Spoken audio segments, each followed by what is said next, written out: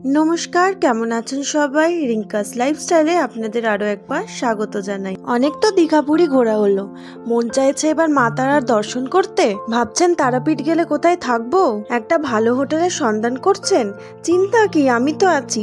একটা ভালো হোটেলের সন্ধান নিয়ে চলে এসেছি আজকের আমার এই ভিডিওতে।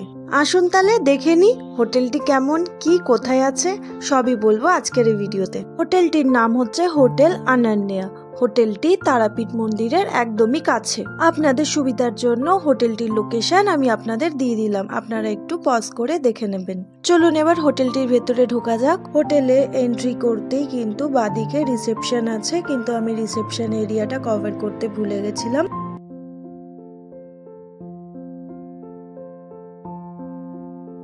হোটেলটি কিন্তু বেশ পরিষ্কার পরিচ্ছন্ন, একদম ঝাঁচকচকে, আমার কিন্তু বেশ ভালো লেগেছে। চলুন এবার আপনাদেরও একটু ঘুরিয়ে দেখায়। আমাদের রুমটি ছিল কিন্তু ওপরে, তো সিঁড়ি দিয়ে আমি উঠে পড়ছি এখন আমাদের রুমে ঢোকার জন্য। এটা হচ্ছে ফার্স্ট ফ্লোর হোটেলের। দেখুন হোটেলটি কিন্তু যথেষ্ট সুন্দর আর পরিষ্কার পরিচ্ছন্ন, আমার তো খুব ভালো লেগেছে। আপনারা কমেন্টে জানাবেন আপনাদের কিরকম লাগলো।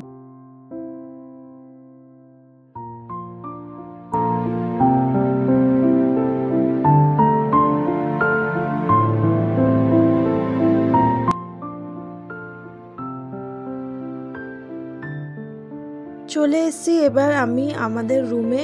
আমাদের রুম নাম্বারটা হচ্ছে 301 নাম্বার রুম। এই যে রুমে এন্টার করতেই দেখতে পাচ্ছেন এখানে একটি বেড রয়েছে, আর এই রুমে কিন্তু দুটো বেড আছে, আর এই এক একটা বেডে কিন্তু 3 জন করে আরামসে থাকতে পারবেন। এই রুমটি কিন্তু একটি সুইট রুম। আর এই রুমে কি কি আছে একটু ঘুরিয়ে দেখায়। এখানে কিন্তু এসিও রয়েছে, আপনারা এটা এসি বা নন এসি দুভাবেই ব্যবহার করতে পারবেন। আর এখানে কিন্তু একটা ওয়ার্ড্রোব রয়েছে দেখতে পাচ্ছেন, এই ওয়ার্ড্রোবে কিন্তু আপনারা কাপড় জামা আর ব্যাগপত্র আপনারা রাখতে পারবেন।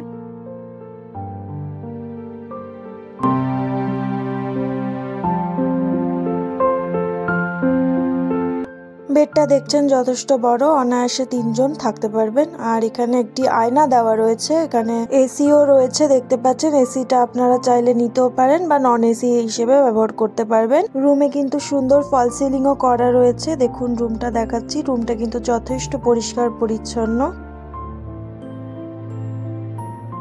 এই রুমের মধ্যে কিন্তু একটা টিভিও রয়েছে। আর দেখুন রুমটা আমি পুরোপুরি দেখালাম ঘুরিয়ে একটুখানি। এই রুমের সাথে কিন্তু একটা ব্যালকনিও পেয়ে যাচ্ছেন। এই দেখুন ব্যালকনিটা, সেরকম কিছু ভিউ তো এই রুম থেকে নেই, কারণ এটা দীঘা বা পুরী কোনোটাই না, এটা তারাপীঠ। তো বাইরের থেকে ভিউটা ঠিক এরকম। আর এটা হচ্ছে আমাদের রুমটা। তো এবার একটু বলে দিই এই রুমটার ভাড়া কত পড়েছিল। এটা একটা সুইট রুম, এই রুমটার ভাড়া পড়েছিল আমাদের 1400 টাকা। আর এই রুমটায় কিন্তু অনায়াসে 6 জন থাকতে পারবেন। এবার চলে আসি এই রুমের বাথরুমটা কিরকম একটু দেখিয়ে দিই আপনাদের। বাথরুমটা দেখুন এরকম বেশ বড়ই আছে আর বেশ পরিষ্কার পরিচ্ছন্ন, আর গিজারও আছে, অসুবিধা হবে না গরম জল নিয়ে।